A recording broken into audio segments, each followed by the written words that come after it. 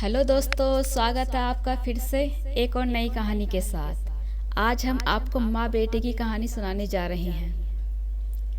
पत्नी बार बार माँ पर इल्ज़ाम लगाई जा रही थी और पति बार बार उसको अपनी हद में रहने को कह रहा था, लेकिन पत्नी चुप होने का नाम नहीं ले रही थी।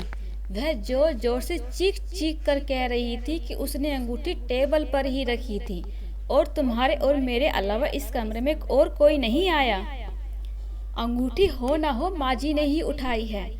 बात जब पति की बर्दाश्त से बाहर हो गई तो उसने पत्नी के गाल पर एक जोरदार तमाचा दे मारा। अभी 3 महीने पहले ही तो शादी हुई थी। पत्नी से तमाचा सहन नहीं हुआ, वह घर छोड़कर जाने लगी और जाते जाते पति से एक सवाल पूछा कि तुम अपनी माँ पर इतना विश्वास क्यों करते हो।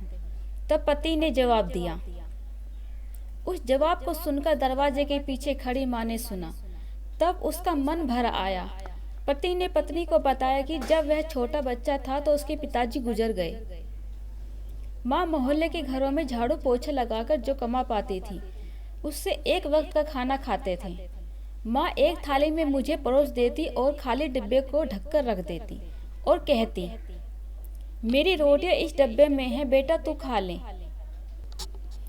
मैं भी हमेशा की तरह आधी रोटी खाकर कह देता कि माँ मेरा पेट भर गया है, मुझे और नहीं खाना है।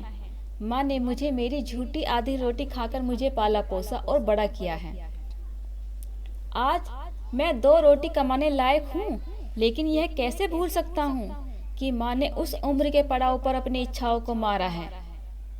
वह माँ आज उस उम्र के पड़ाव पर किसी की अंगूठी की भूखी होगी, मैं यह सोच भी नहीं सकता। तुम तो 3 महीने से मेरे साथ हो। मैंने तो माँ की तपस्या को पिछले 25 वर्षों से देखा है। यह सुनकर माँ की आंखों से आंसू छलक उठे। वह समझ नहीं पा रही थी कि बेटा उसकी आधी रोटी का कर्ज चुका रहा है या बेटे की आधी रोटी का कर्ज। दोस्तों, आपको कैसी लगी ये कहानी हमें कमेंट करके ज़रूर बताएं। फिर मिलते हैं एक और नई कहानी के साथ।